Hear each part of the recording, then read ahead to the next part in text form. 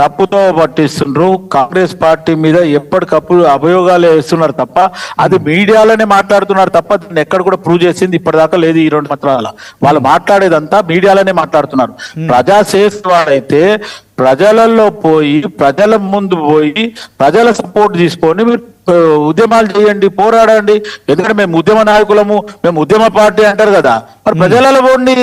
ఎందుకు మీడియాలోనే మాట్లాడి దాని తర్వాత మళ్ళీ మున్సిపల్ ఎన్నికల తర్వాత ఖచ్చితంగా మరి ఆ జలాల తరలింపు విషయంలో వాళ్ళు చేస్తున్నారు. కానీ విజయనారాయణ గారు ఫైనల్గా ఏం చెప్తారు?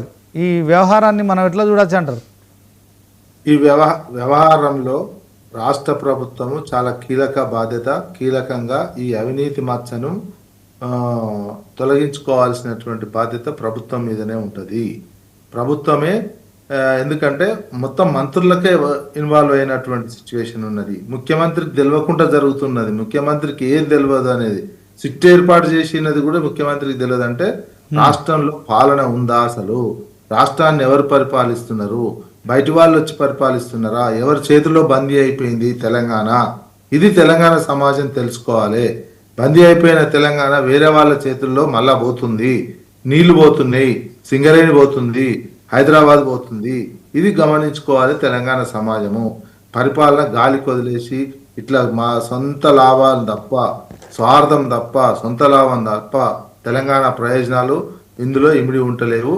ఈ లోపు పక్కోళ్ళు జోక్యం చేసుకుంటారు. పక్క రాష్ట్ర ముఖ్యమంత్రి పరిపాలించేటట్టు అయిపోయింది, కేంద్రం పరిపాలించేటట్టు అయింది తప్ప మా తెలంగాణకు సంబంధించిన సోయితోటి పరిపాలించి తెలంగాణ సమాజానికి ఉపయోగపడే చర్యలు తీసుకోవాలి తప్ప ఇట్లాంటి కరప్షన్కు ఒకళ్ళు ముఖ్యమంత్రి స్థాయి వ్యక్తే మీడియా సంస్థలను ఆంబోతులని, మిగతా వాళ్ళ మంత్రులు, ముఖ్యమంత్రి ప్రజల చేత ఎన్నుకోబడినటువంటి రాజ్యాంగ ప్రకారం నడుస్తున్నటువంటి ప్రభుత్వాన్ని తక్కువ చేసి చూపించుకోవడము ఇక తెలంగాణకే అవమానకరము.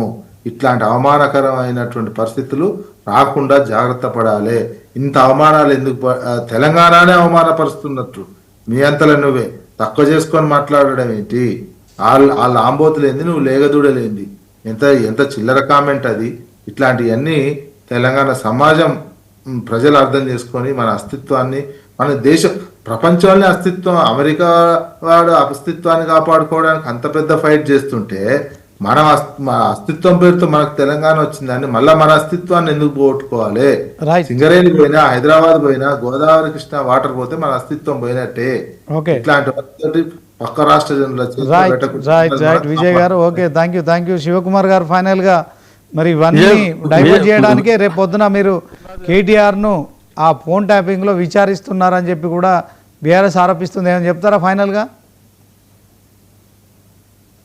అంటే మన విజయ్ గారు మాట్లాడిన దాంట్లో నేను ఒకటి చెప్తున్నా, పక్క రాష్ట్రం ముఖ్యమంత్రి చెప్తుండు అవి లేదు, పేకాటనే తమ్ముడే అనే సామెత ఉందో కాంగ్రెస్ పార్టీ అదే దిశకు పోతుంది. ముఖ్యమంత్రి రేవంత్ రెడ్డికి ఒకవేళ చంద్రబాబు నాయుడుకు ఏదైనా సత్బంధాలు ఉండి, ఫ్రెండ్షిప్ ఉండి, పాత పార్టీలో నాకు ఒక మాజీ మంత్రి అనే రకంగా ఉన్నా ఈరోజు తమ్ముడే పేకాట లాగానే okay. Thank you Vijay Narayana గారు, పొలిటికల్ అనలిస్ట్. అదే క్రమంలో కాంగ్రెస్ నాయకులు డాక్టర్ శివకుమార్ లాల్ ఇద్దరు కూడా డిబేట్లో పాల్గొన్నందుకు ధన్యవాదాలు.